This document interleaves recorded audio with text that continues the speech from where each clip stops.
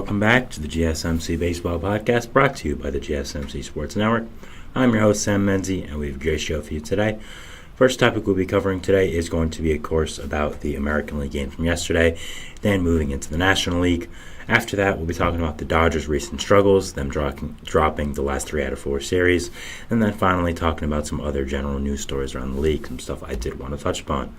But before we do that, I would like to ask you to please like and follow the show. We do get a number of questions from viewers, so to ensure that your question does get read in the air, please use the link, gsmcpodcast.net. It really does help the show, and it really does mean a lot. So thank you so much for that, and let's get straight into the show today. All right, so as I said before, we're going to be doing exactly how we start every single show during the baseball season. First 2 topics, or the first topic is going to be about the games from yesterday. So, we're going to open that up with the AL games from yesterday, just the action that happened there. So let's get straight into it. So the first game we have on the agenda here is going to be Orioles and Twins, 2 of the better teams in the American League. One is playing up to their standards, one is not, so should be an interesting matchup. Bottom of the first, Gunnar Henderson would open up the scoring for the Baltimore Orioles as he would hit a solo home run, his 6th of the season, to make it 1-0 Baltimore in the bottom of the first. Moving all the way to the top of the 7th here, which is when the next action would happen, Austin Martin would hit an RBI single to score Manuel Margot, and to move Austin Martin would go to second on the throw to make it 1-1, tying up the game there. Then, in the same inning, Kyle Farmer would score Austin Martin with a RBI single to make it 2-1 Minnesota, so they would end up taking the lead. Then, in the bottom of the 7th, Anthony Santander would hit his 4th home run of the year, tying up the game at 2, of course, so 2-2.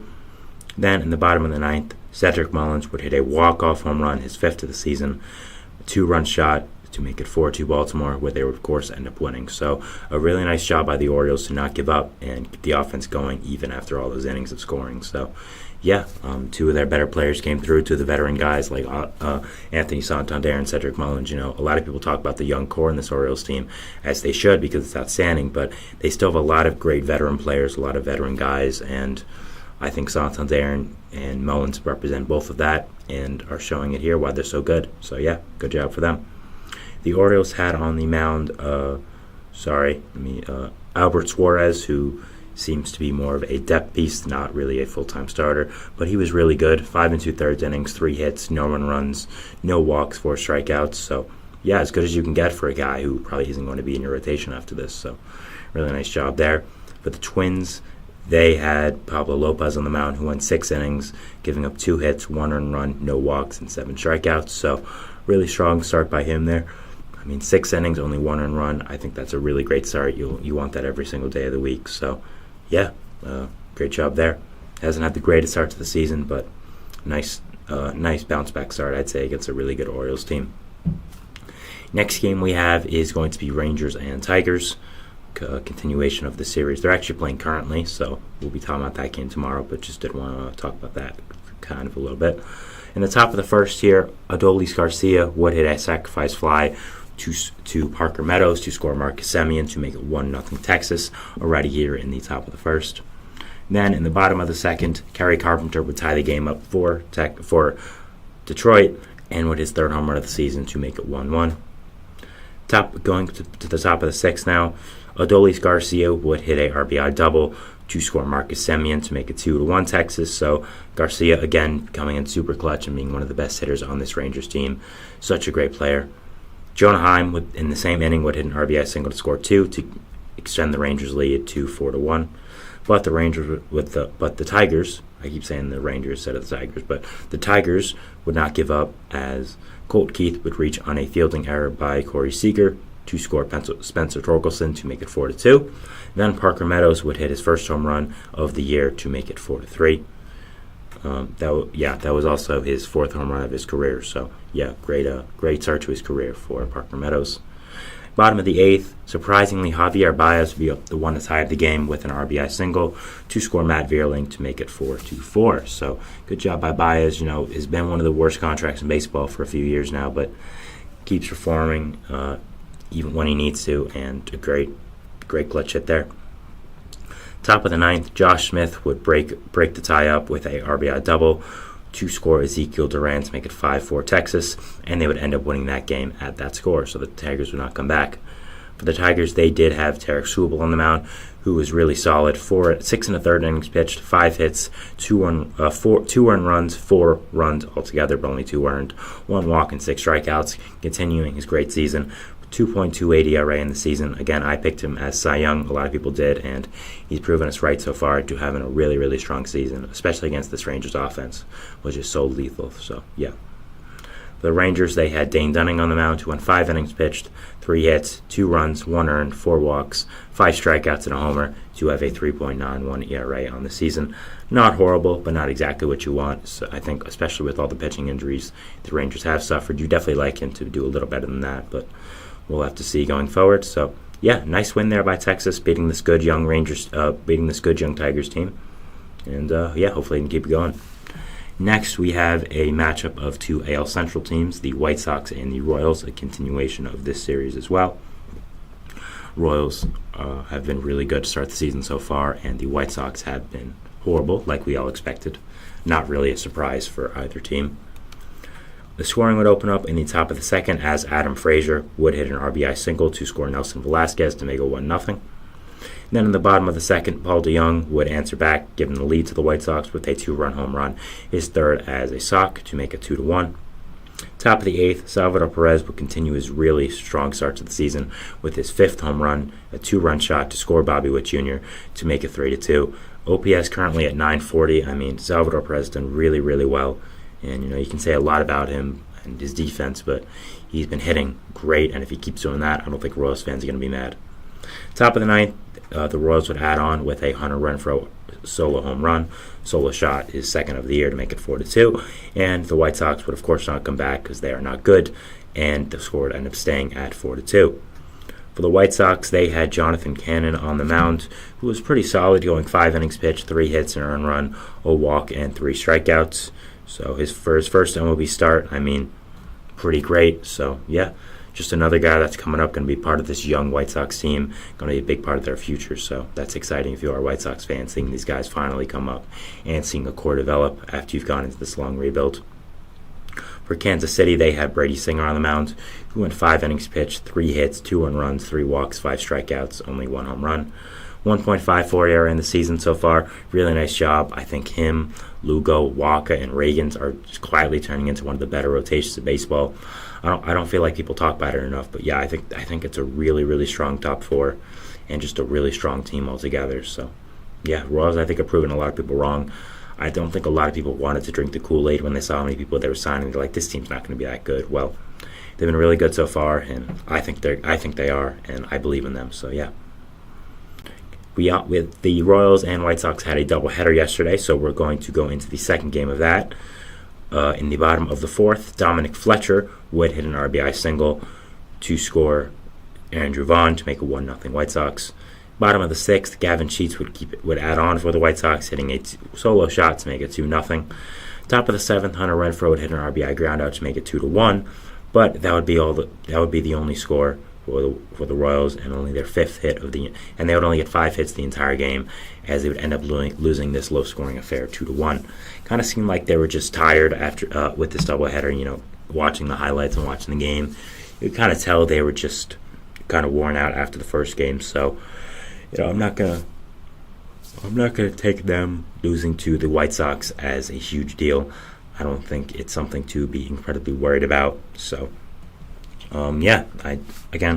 don't think it's that big of a deal, but of course you would like to win these games. You always want to capitalize off playing one of the 2 worst teams of baseball. So the Royals did have Michael Walker on the mound, who of course was really great. 6 innings pitched, 4 hits, 2 earned runs, 2 walks, and 4 strikeouts, turning into a really great contract. And as I said before, transforming this Royals staff into one of the better ones in Major League Baseball.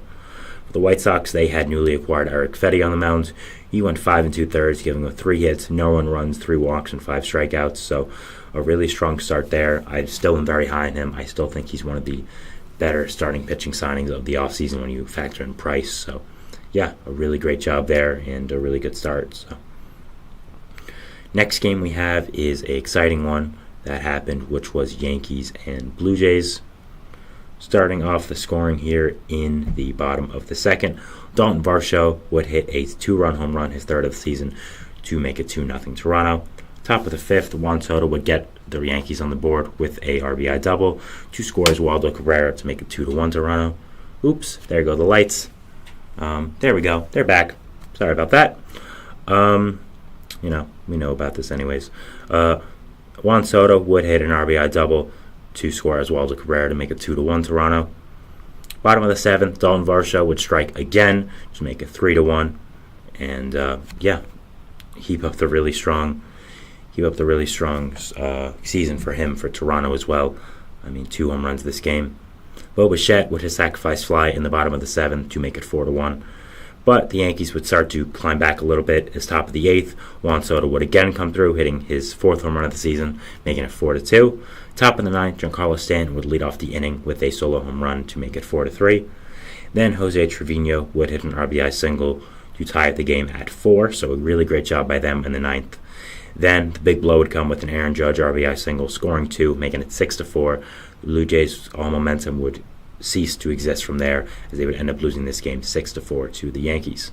The Jays did have on the mound Kevin Gausman, who was very solid, 5 innings pitched, 4 hits, an earned run, 3 walks, 6 strikeouts, so he's still an ADRA in the season after this really great start, but he's coming back to it. He's coming back to the Kevin Gausman we all know. I think the injury at the start of the year really affected him, so I would just take it with a grain of salt right now if you are a Blue Jays fan. For the Yankees, they did have Marcus Stroman on the mound, back in the 6th, 5 1/3 innings pitched, 6 hits, 2 1 runs, 2 walks, 2 strikeouts, and a homer. Really strong start to the season for him with the 2.42 ERA. Very skeptical signing for a lot of people considering his history with the Yankees and the fan base, but he's done really well so far, so I don't think you're going to really question it as of right now. Going to the next game, we have A's and Cardinals. Bottom of the 3rd, Esther Ruiz would hit his 2nd home run of the year, scoring Max Schumann to make it 2-0 Oakland in the bottom of the 3rd, showing why Oakland was not smart to send him down. Top of the 4th, Wilson Contreras would hit an RBI double to score Lars Nootbaar to make it 2-1, and Ivan Herrera would give St. Louis the lead in the same inning, hitting an RBI single to score Nolan Arenado and Wilson Contreras.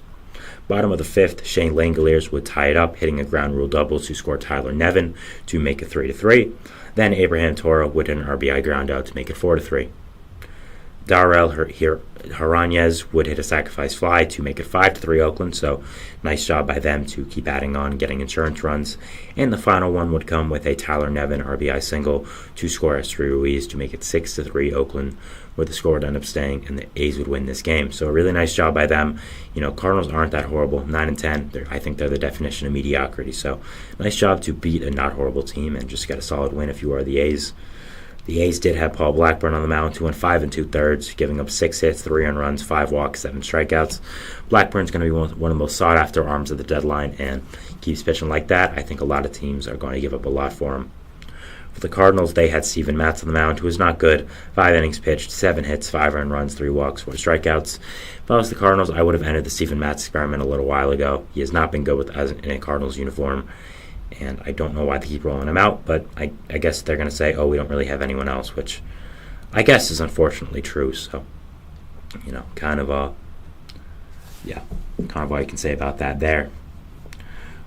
Next game we have is going to be Angels and Rays.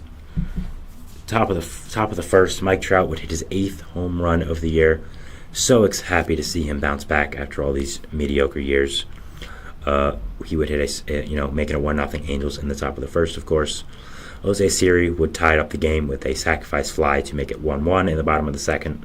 Then Anthony Rendon in the top of the 5th would hit an RBI single to make it 2-1. Luis Rengifo would hit an RBI double to make it 3-1. Bottom of the 6th, the Rays would answer back with a Randy Rosario RBI single to make it 3-2. Anthony Ahmed Rosario 2-run home run in the bottom of the 8th would make it 4-3 and give them the lead. The Angels would tie it up in the top of the 9th with a Anthony Rendon RBI single, and then take the lead with a Taylor Ward RBI single, and they would end up winning this game 5-4. So a really great job by the Angels to answer back against this good Rays team. This offense has been really firing on all cylinders, and I think they could surprise a lot of people this year. They're currently 9-9. There's worse records than that, believe me. So I definitely think the Angels could be a bit of a surprise for some teams, for some fans this year. Reed Detmers was on the mound for the Angels, 5 1/3 innings pitched, 7 hits, 1 earned run, 1 walk, 4 strikeouts. Really strong start to the season by him. Really great start there. For the Rays, they had Zach Littell on the mound.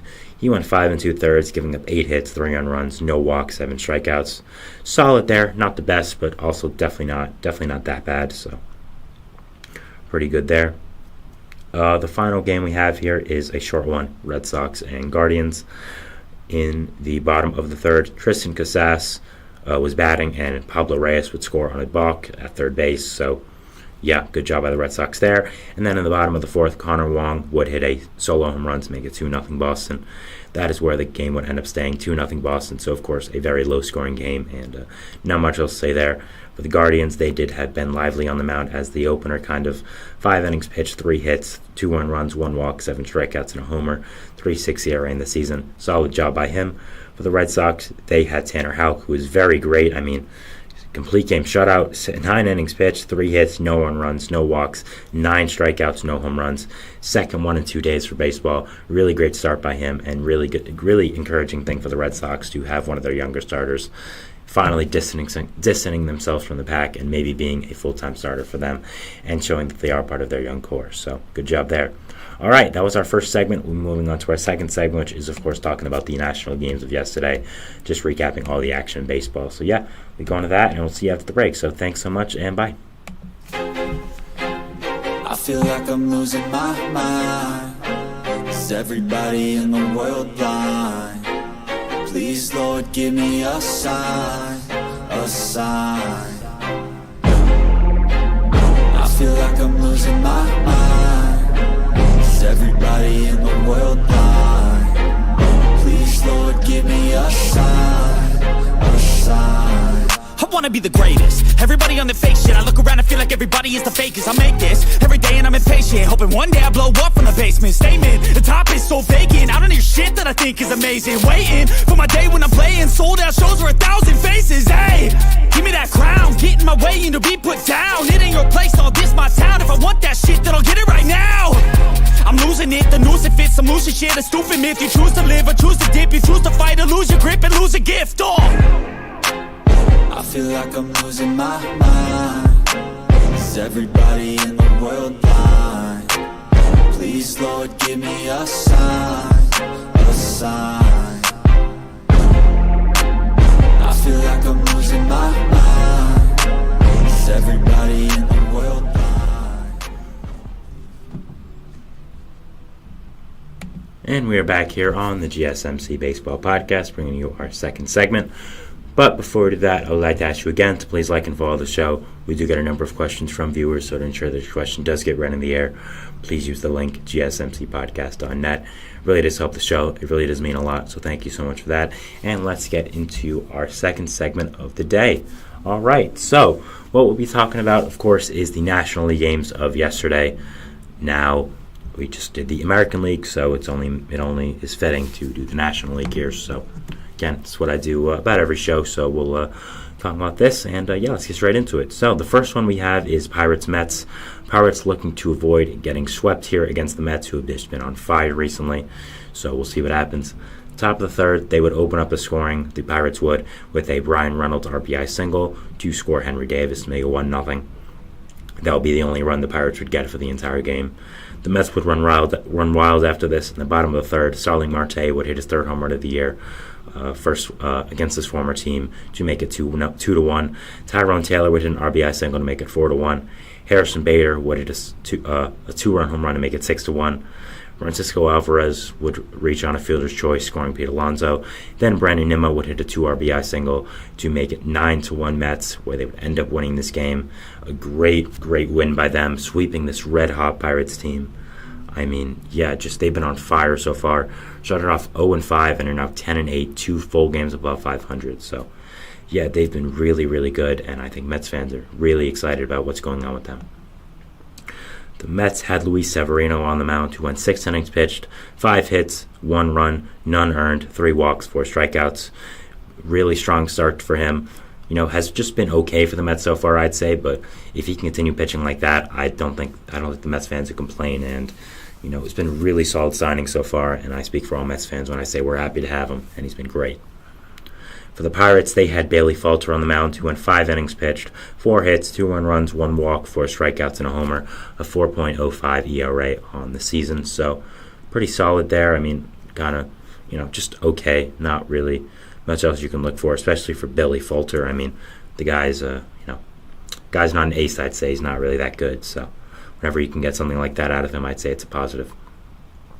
Next game is the final of the Braves and Astros series, tied at 1-1. Let's see who can win it. Bottom of the first is when the scoring would open up, as a Yordan Alvarez solo shot would make it 1-0 Houston, his 5th of the season. Then, top of the second, Marcell Ozuna would answer back with his 8th home run of the year. I don't know where this came from out of Ozuna, but hey, he's been doing great this season. The Braves almost cut him a few times, so really nice job there by him. Top of the 5th, Ronald Acuna Jr. would hit a solo shot to make it 2-1 Atlanta to give them the lead. But Alex Bregman would answer right back with an RBI single to score Jose Altuve to tie up the game at 2. Kyle Tucker would hit an RBI double to give the Astros the lead 3-2 in the same inning as Bregman, which was, of course, the bottom of the 5th. Moving to the bottom of the 6th, Mauricio Dubon would hit his first home run of the year to make it 4-2 Houston. Then in the top of the 8th, the Braves would tie it up with Matt Olson reaching on a fielding error by Jose Abreu to make it 3-4, also scoring Michael Harris II.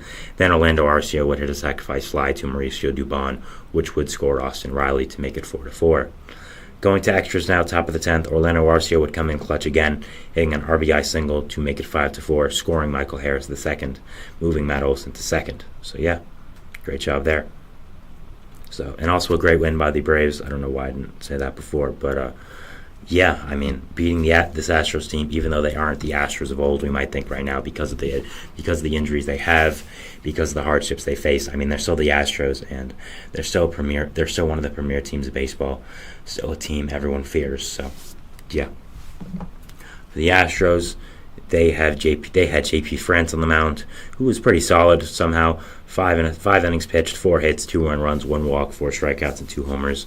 With his 7 ERA in the season, I think a lot of fans were expecting this to go much worse against an offense like the Braves. But hey, he did really well, so props to him, and good job there. Hopefully he can do more of it, especially with all the injuries they have suffered. The Braves had on the mound Max Fried, who went 5 innings pitched, 7 hits, 3 earned runs, 4 walks, 2 strikeouts, and a homer. Has not had a good start to the season so far, Fried. You definitely need him to be better, especially now with the Spencer Strider injury. So you definitely want to see this come ahead quickly. I picked him for Cy Young. I think a few other people did as well. So you definitely need him to come in clutch and be the Max Fried you know of. So yeah, he definitely needs to pick this up quick, as I'm saying. Next game we have is Giants and Marlins. Top of the 2nd, Thairo Estrada would hit an RBI double to score Jorge Soler to make it 1-0 San Francisco in the top of the 2nd. Bottom of the 6th, going here now, Brian De La Cruz would hit a solo shot to make it 1-1 San Francisco and Miami, his 3rd of the year. So nice job there by Brian De La Cruz, and coming in clutch. Nick Ahmed would ground into a double play to score Thairo Estrada to make it 2-1 San Francisco.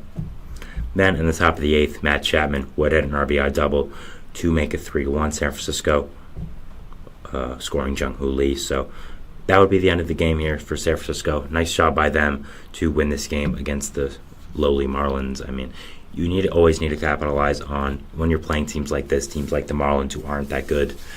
The Giants haven't been playing up to the expectations that I think a lot of people were expecting them to. So getting a win like this is always a good job. And, their record now is 8-11, so they might be coming back a little bit, and I just think they need to get back to 500, and then they'll go from there.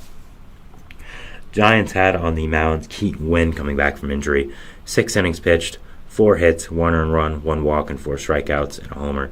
So really nice job by him.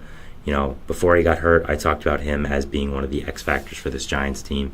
He's been really solid so far. 4.09 ERA. I think he could do a little bit better. I think he has one of the better pitches in baseball with his changeup, so I think that could be utilized a little more and a little better, but we'll have to see about that, and I still think he's a really solid pitcher. For the Marlins, they had Trevor Rogers on the mound, who went 5 2/3, giving up 4 hits, an earned run, no walks, 6 strikeouts, so really solid start there. 5 2/3, only 1 run against this Giants offense was really, really good, so yeah, good job there. Next game we have is going to be Padres and Brewers. There we go. A short one here, as in the bottom of the 8th, Blake Perkins would hit an RBI single to score Bryce Harang to make a 1-0 Milwaukee. And that is where the game would end. Only 1-0 Milwaukee. 8 whole hits in this entire game, 5 for San Diego, 3 for Milwaukee. Michael King had a no-hitter very deep into this game. Eventually would give it up, of course, and Milwaukee would end up winning as well. So kind of unfortunate for him. He went 7 2/3, giving up only 2 hits and 1 earned run, 2 walks, 10 strikeouts, and no home runs. He would still end up taking the loss. I know win-loss as an actual stat don't mean much nowadays, and they shouldn't, but it's still something of pride to pitchers, I think, and it is unfortunate that he did that great outing for the Padres. I mean, 7 2/3, only 1 earned run, only 2 hits, 10 strikeouts, only 2 walks against this Brewers offense that has been really, really good, and the Padres have nothing to show for it. I think that kind of is unfortunate for Michael King, so, always sad about that. For the Brewers, they had Bryce Wilson on the mound, who went 3 2/3, giving up 2 hits, no earned runs, 1 walk, and 2 strikeouts, having a 3.65 ERA. So, it was okay as the opener guy. I think, again, you wanted to go a little bit deeper into games, but giving up no earned runs is all you can ask for, really. So, yeah, interesting to see how his role gets more defined as the year does go on.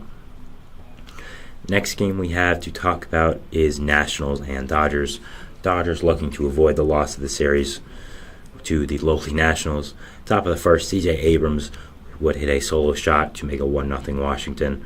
And then Joey Meneses would hit a sacrifice fly to make it 2-0 Washington in the top of the first. And what do you know? There would be no other runs after that. All the runs would come in the top of the first, and the Nationals would end up winning this game 2-0 against the Dodgers. Wow, I mean, Dodgers have really been struggling. We're going to have a full segment dedicated to that right after we finish this one, so I'm not going to go into it full, but yeah. The Dodgers had Landon Knack on the mound making his MLB debut. 5 innings pitched, 4 hits, 2 earned runs, 1 walk, 4 strikeouts, and a homer, 3.60 ERA. Nationals had Jake Irvin on the mound. He went 6 innings pitched, 4 hits, no earned runs, 1 walk, 6 strikeouts. Really, really great start by him. I mean, playing this Dodgers offense, that's about as great as you can get. I don't really think there's any debate there. That was really, really good. And yeah, that's great for Nationals fans. I also want to say, I don't know when it was, but it might have been a week ago or something, but I said C.J. Abrams used to be a Dodger, which was wrong. It might have been actually, I think, 2 days ago or 3, something like that. But I said he was a Dodger for some reason. He was not a Dodger. He was a Padre. I thought he came over in the Max Scherzer trade. I don't know why, but he came over in, of course, the Juan Soto trade from the Padres. So disregard that. He used to be a Padre, not a Dodger. I got my NL West teams mixed up. Both trade for so many superstars, I sometimes forget about the prospects. So, yeah, I just wanted to add that. I don't know when it was, but I don't like giving incorrect information. So, yeah, that was it. The next game we have here is talking about the Cubs and the Diamondbacks. Scoring would open up in the bottom of the first with a Ketel Marte solo shot, his 5th home run of the year, to make it 1-0 Arizona.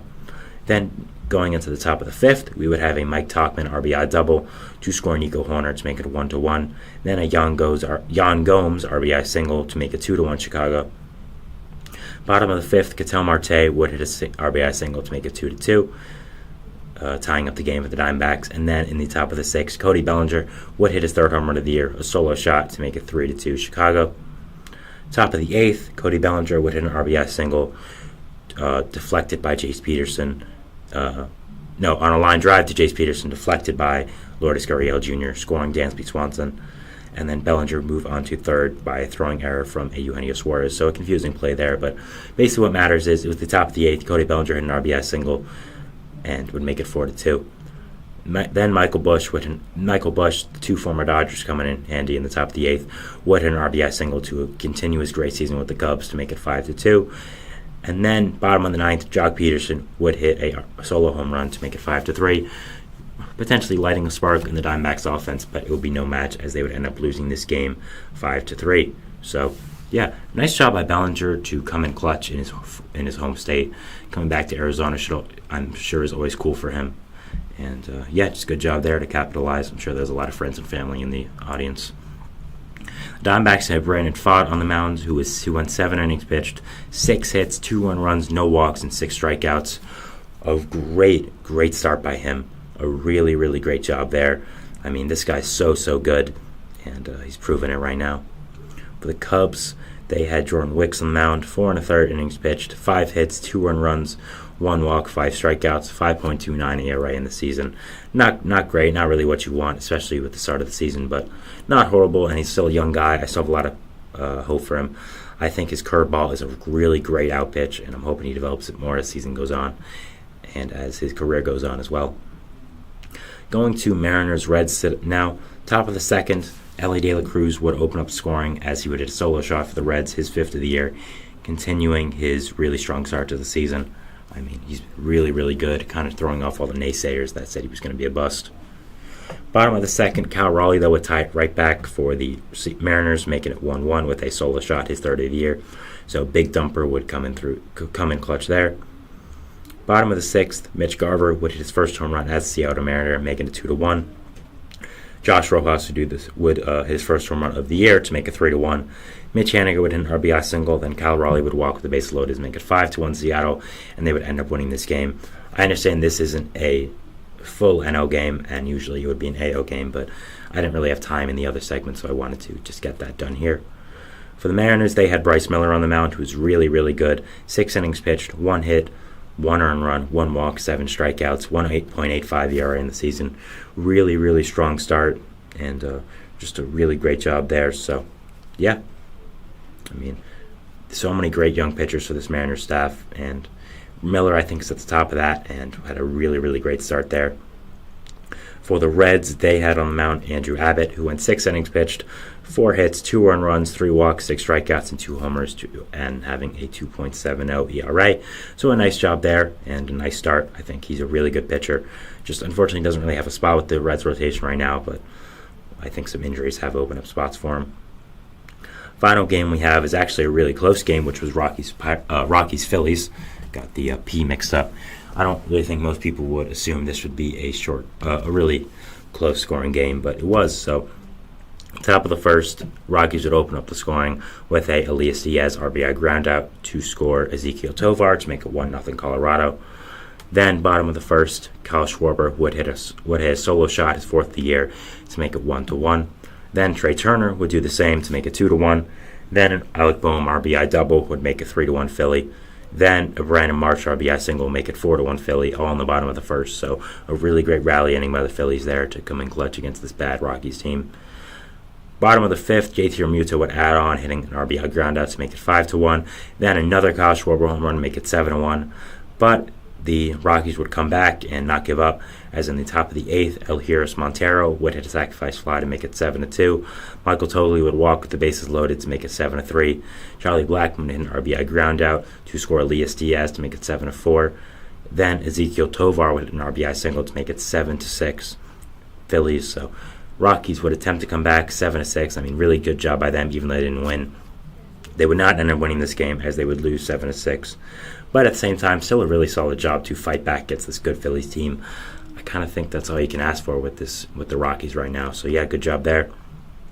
They had on the mound Ryan Feltner, who was bad, 5 1/3 innings pitched, 9 hits, 6 earned runs, 2 walks, 8 strikeouts. He's a Rockies pitcher. He's going to be bad. Moving on.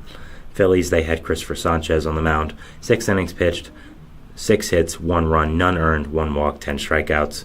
No home runs, 2.53 ERA in the season. Really, really great job by him there. Really just a really great start, even though it is the Rockies. So, yeah. That was the end of our second segment here, talking about the National League games of the year, of today, not of the year. I don't know why I said that. So, yeah, I just wanted to recap those and recap all the action that happened yesterday. We go on to our third segment here, which is talking about the Dodgers and their struggles. Talked about it before, how I didn't want to go too deep into it because I was going to make a full segment on it. So here you go, talking about the Dodgers and their struggles this year. So yeah, we'll be going into that, and we'll see you after the break. So thanks and bye. Looking for your daily fix of sports talk without having to pay for it? GSMC Sports Network is available on YouTube. Just search GSMC Sports Network. Get your fix of daily sports talk shows on YouTube, absolutely free. NFL, college football, NBA, MLB, MMA, UFC, fantasy football, and so much more. GSMC Sports Network has shows running all day long, with new sports shows starting every 2 hours. Just like on your favorite cable sports channel, except GSMC Sports Network is absolutely free. Just search GSMC Sports Network on YouTube to catch one of your new favorite shows, like the GSMC College Football Podcast, Chip Shot Football Podcast, Hoops and Heels Women's Sports Podcast, GSMC Basketball Podcast, and so many more. Check it out for yourself. GSMC Sports Network, now available on YouTube absolutely free. Search GSMC Sports Network on YouTube right now.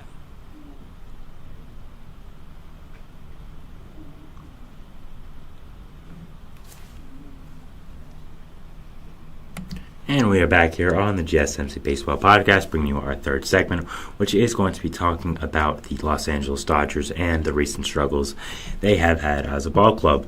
So you may be thinking, well, Sam, I don't really know how that's true. I mean, you look at the division right now, Dodgers are in first in the NL West. They're 12-9. You know, they still have a .571 winning percentage.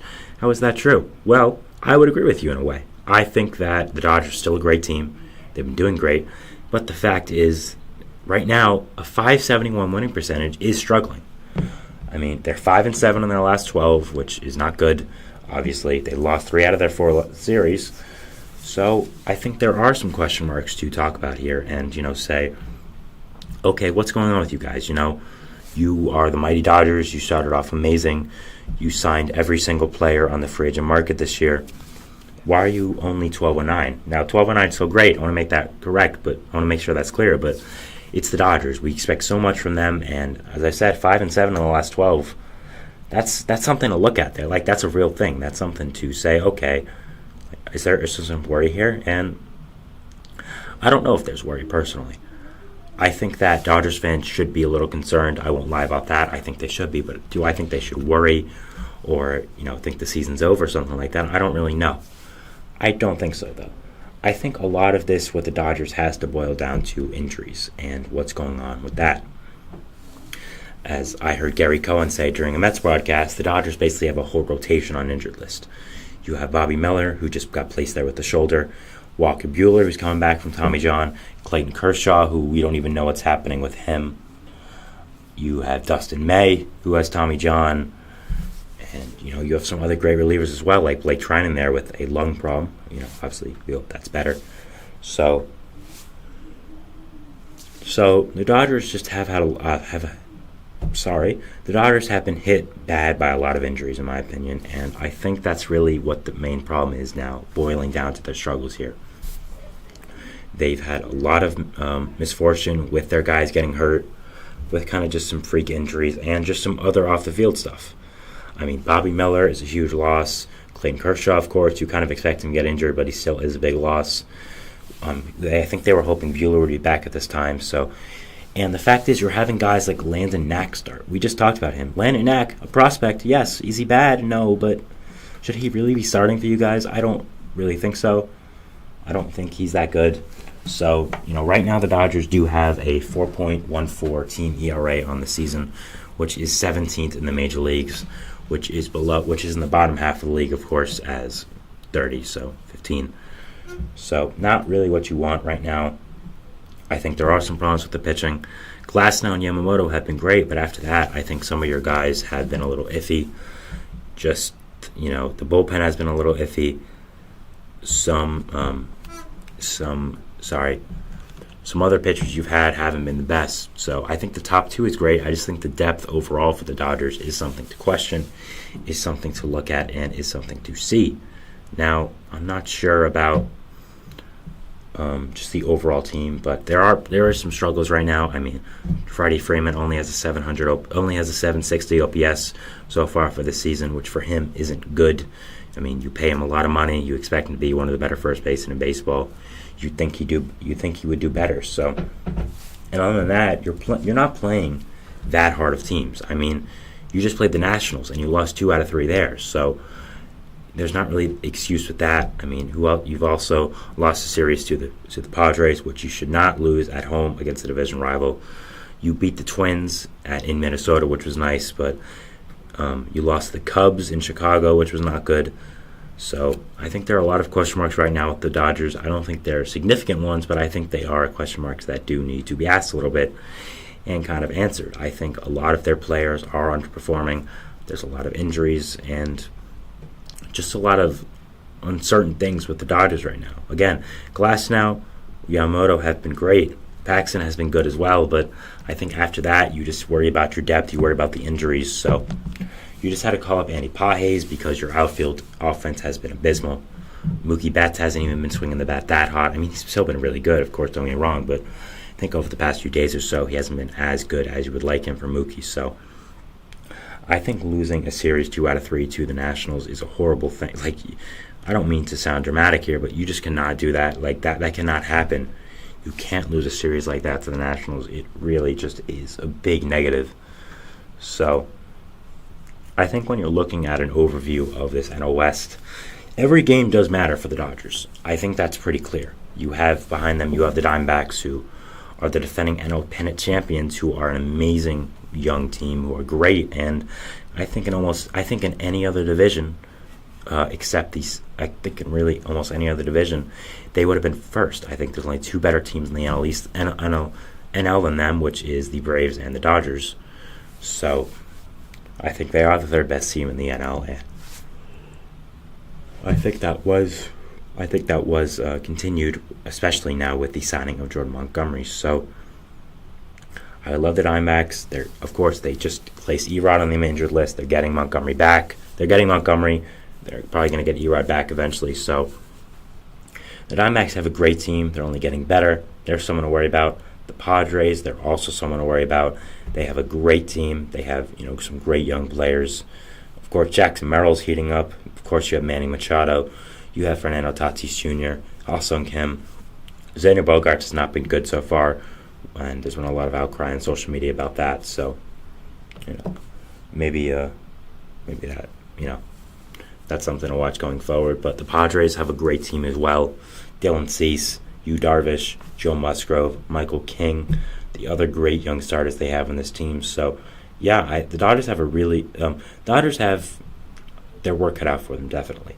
There's a lot of competition in the NL West, a lot of competition in the NL period, and you just cannot drop series to the Nationals when you have a team like this. You cannot. You pride yourselves on being a great team, as you should, a perennial postseason contender. But these are some really bad losses right now, and it is something to worry about. Again, it's not worrying to the fact of, the Dodger season is falling apart and, nothing good is going to happen and the whole season's over. No, obviously that's not true. But at the same time, there are some things you have to worry about here. The outfield offense has been bad. The pitching has not been what you've wanted. The overall depth, I think, some of the guys coming back from injury, big question marks. So there are some things to watch here, and there are some things to wonder about if you are a baseball fan or you're a Dodgers fan. So that is something I did want to talk about. And, I mentioned the Padres and the Diamondbacks, but there's also the Giants, who are a great team.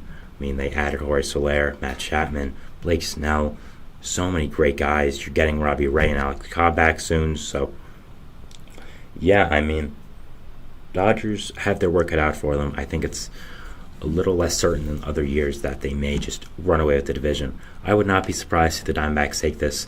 I think the Padres and Giants could also as well. Giants, of course, are struggling, but they're not going to be struggling for too long. I think they'll get off that pretty quickly once all their new players start to play up to form and their guys just come back and play like their regular selves. So again, I don't think the Dodgers have too much to worry about. I think there are some worries here. I think the pitching depth is an overall problem. I think you have to get the offense back going. I mean, Chris Taylor and Jason Hayward. Jason Hayward's hurt, and Chris Taylor has not been himself right now. Mookie Betts has been struggling the past few days.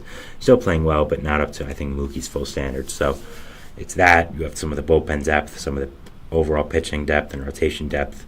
Some of the younger guys coming up, you're not sure how they'll do. Some of the guys coming back from injury are big question marks. So yeah, just some overall questions for the Dodgers right now.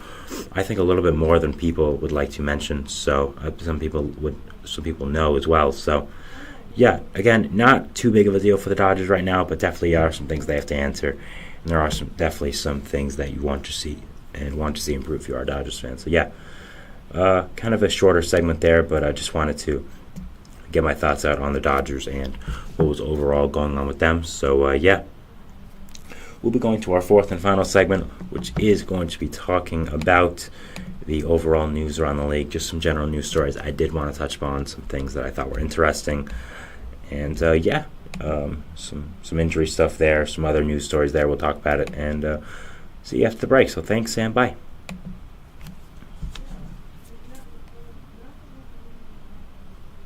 For the best and latest podcasts available anywhere, go to the podcast app on your cell phone and type in GSMC to access free content-rich podcasts on health and wellness, book reviews, sports, entertainment, relationships, social media, movies, technology, finance, and even weird news. Subscribe and download the GSMC Podcast Network's family of shows, available everywhere podcasts are found.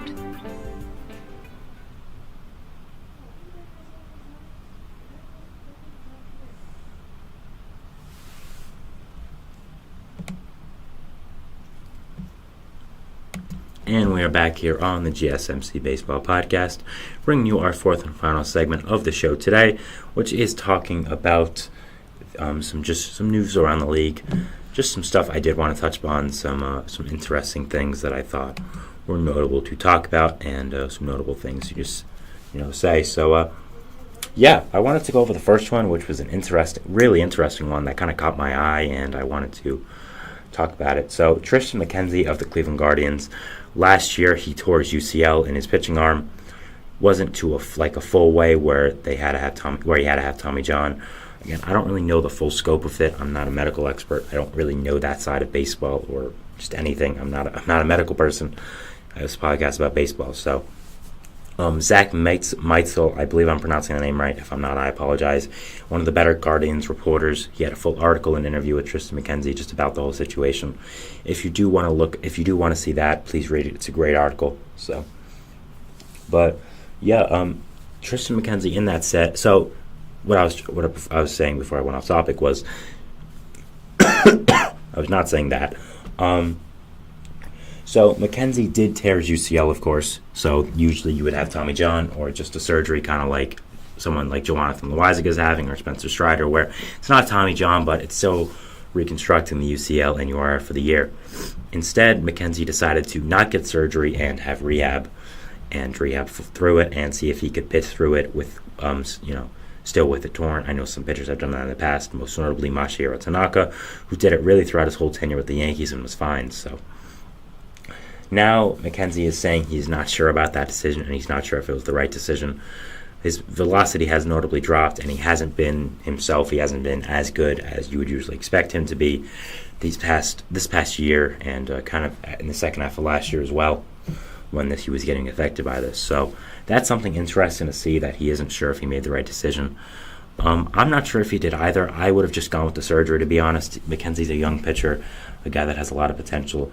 What's interesting about him is, he is called Sticks. That's his nickname because he's skinny, like they say, the saying, skinny as a stick. He's skinny as a stick. I mean, that is what and so that kind of has to do with his body. You wouldn't expect a lot of velocity to be coming out of him, a guy who is very skinny, kind of tall, but still not really as a build of an athlete you would kind of expect with the muscles. So,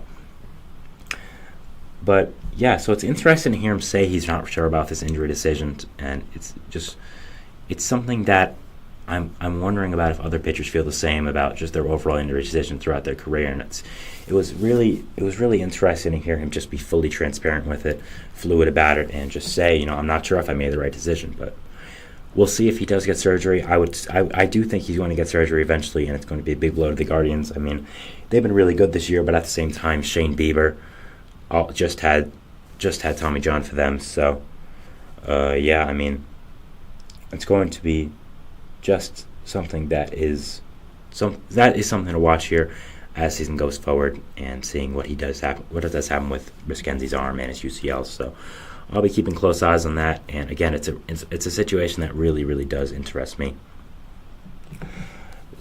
Next, we have the Red Sox. They placed Tyler O'Neill on the concussion list, the 7-day concussion list. Now, O'Neill had a collision in the outfield with Rafael Devers after they both went for the same outfield ball. and he, of course, got a concussion and landed on the 7-day IL. This is a big blow to the Red Sox, as O'Neill was great. 7 home runs, an OPS plus of 239 leading the league, an OPS of 1.209, which also led the league. So he was doing really, really well back in his spot, with his new team of Boston. I think it kind of just wore thin with him in St. Louis, with the team and the players and the organization. He dealt with some kind of public backlash with the manager of the team, Oliver Marmol. So it was kind of time for him to just get out of there and build a new start for him. So obviously he's done very well with the Red Sox, 7 home runs. But now is landing on the 7-day IL. No correlation there with the 7-day IL and 7 home runs with a concussion. So that is unfortunate. That is something I don't think Red Sox fans were hoping for. But, yeah, I don't know what that was, what I just said, sorry, but it is unfortunate that they are losing him. He's been so good with them. He's been one of the bright spots, that lineup bright spots of this team. One of the reasons I do think that they are outperforming a lot of the expectations people place upon them. So, yeah, I'm definitely hoping it gets better. I think concussions are a thing that can affect an athlete for a long time, and we saw it with last year with Rizzo, who looked lost to play for 3 months, and we figured out he had a concussion that they never diagnosed. So concussions are a thing that I think are a big deal with baseball players. Of course, bigger with other sports like hockey and football. But at the same time, it is still something that is notable with baseball. It is still something that does affect them, and it could have a long-term effects if it keeps going on and it doesn't fully go away. I thankfully have never had a concussion, so I don't know what the kind of regimen is for that or how much it does really affect you. But as I've heard, they're not fun. And I think it is going to be something that the Red Sox have to monitor for the rest of the year. And, it is unfortunate that O'Neill's placed in the concussion list, the injured list. He had gotten off to such a great start with the Red Sox and is doing a really great job with them. So, yeah, it is unfortunate it had to end up like that. And hopefully it gets better, of course. Robert Stevenson, the biggest signee for the Angels this year, signing a 3-year contract as a reliever worth $33 million. Has been placed on the injured list with an elbow injury and is out for the entirety of the year. This is a shocker last night. I made a short on it as well, so if you want to hear my first reaction to my first take on it, you can go check that out here on the channel. It's on Shorts. This is not a big shock here. Stevenson had an elbow injury that popped up preseason. Angels were monitoring it, said, he's not going to start the season on the opening day roster, but he should be back. And then we got really no updates, and it kind of turned into, well, he'll be back later in the season. And then it just dissolved into this where, okay, he's out for the year. I'm not exactly sure what the injury is actually. I don't think they've been too specific, but it's enough to keep him out for the year. I would assume he tore something. He's out for the year. That's what I would assume. So that is really unfortunate. I thought Stevenson was going to be a really good signing for whatever team got him. He had a breakout season with the Rays last year. His stuff was phenomenal. He pitched really, really well. I was hoping the Mets would sign him, but signing a reliever to a 3-year deal as the Angels was always a questionable decision. Again, I think Stevenson's really good, and I think the actual contract is good. But spending big money on a reliever when you're a mediocre team at best was kind of a surprising move. You could have spent on a lot of other things, maybe a real starting pitcher. And you could have given that money to someone like Marcus Stroman if you wanted to sign there. So, surprising, but it is unfortunate for Stevenson. I was really hoping to watch him this year, see if he could replicate what he did last year with Tampa. Again, it's sad that it had come to this, and it's sad that he's out for the year. So, yeah, it is unfortunate, and something I'll be monitoring in the future, seeing if he does bounce back. They still have 2 years left for his contract at $11 million per year, so seems like another bad contract given up by the Angels. Kind of common at this point. They apparently get a $2.5 million team option at the end of the contract, though, because he was out for an entire year. I think that's what it was. So that is, I guess, nice if he does perform well at the end of the contract, but still unfortunate, and I was looking forward to watching him, and it does kind of suck that he will be out for the rest of the year. Next, we have Garrett Whitlock. He went to the injured list with an oblique strain for the Red Sox. Whitlock has been really, really strong this year. An under 2 ERA has been one of the bright spots for this Red Sox team. So it is unfortunate that, like O'Neill, he's going on the injured list for them. Oblique strain shouldn't be that big of a deal for a pitcher. I would expect he's back in around 15 to 20 days. I don't think it's something that is going to affect him fully going forward, but yeah, still unfortunate. Again, Whitlock was finally breaking out, finally doing really, really well, and he gets hit with an injury like this. It is unfortunate. It is something that I think is a negative for the Red Sox right now, something you don't want to see. So, yeah, not happy about that if you're a Red Sox fan, and it is unfortunate. Again, I think Whitlock was kind of becoming a really great guy for the Red Sox so far, becoming a really good pitcher, and kind of living up to his potential fully right now. So it's sad that this did happen, and hopefully he gets better, and I think he'll be a big part of the Red Sox future and what they do end up bringing here for their pitching core. Michael Tonkin was picked up by the Mets off of waivers from the Twins, which is very interesting. The Mets just DFA'd him around a week or two ago. Talked about it on the show. He had 2 appearances for the Mets, both against the Tigers. Both times he blew the game for them. So got picked up by the Twins, who he pitched for earlier in the 2010s, back when he was actually in the major leagues and not pitching for independent ball. Got DFA'd by them, and then the Mets picked him up again. So Mets obviously did not give up on him, even though they did release him. So yeah, that's something that is interesting. I said this in a short I made last night as well, but it would have been fun if the Mets traded him to the Twins for a player to be named later, and then Tonkin was traded for himself as he was the player to be named later, as the Mets picked him up and the Twins got rid of him. So I think that would have been really fun. But, it is nice that Tonkin is back with the Mets. He's back in the MLB roster as well. So I think a whirlwind few days for him, and I think he's hoping to have his second tenure with the Mets better than the first one, and hoping to make it stick. Finally, the Padres placed Yu Darvish on the IL with neck tightness for 14 days. An unfortunate thing here. I mean, Darvish, of course, is one of the better pitchers for the Padres, and a guy that I think is really, really good. I don't think neck tightness should be a huge deal. He'll come back from this relatively soon, but with these older pitchers, you have to be worrisome about these kind of injuries and these kind of things. So, yeah, I mean, definitely watching this one here. Definitely monitoring it, seeing what does happen. So, again, I'll be watching what happens, and I'll be seeing what does unfold here. So, unfortunate injury for the Padres and the Padres fans, having a really good past few days. So, again, hoping Darvish gets better and hoping he rebounds from this. So, yeah, that is the end of the show for today, guys. I want to thank you so much for watching. Remember to follow us anywhere on social media to get content and updates: Twitter, Facebook, Instagram, TikTok. If you're on it, we're probably on it as well.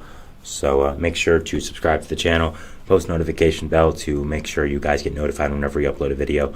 A lot of people who watch this content are not subscribed to the channel, so make sure to subscribe and get notified every time we upload. Not just me, but all the other great content creators on this channel. Again, thank you so much for watching, and we'll see you tomorrow, and we'll see what baseball brings us. Thanks, and bye.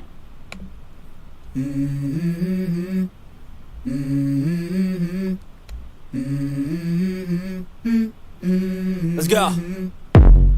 I wake up to a little bit of drool on my pillow, feel like it's gonna be a bad day. Yeah, I'm tired of shit, and the coffee ain't hit yet, damn.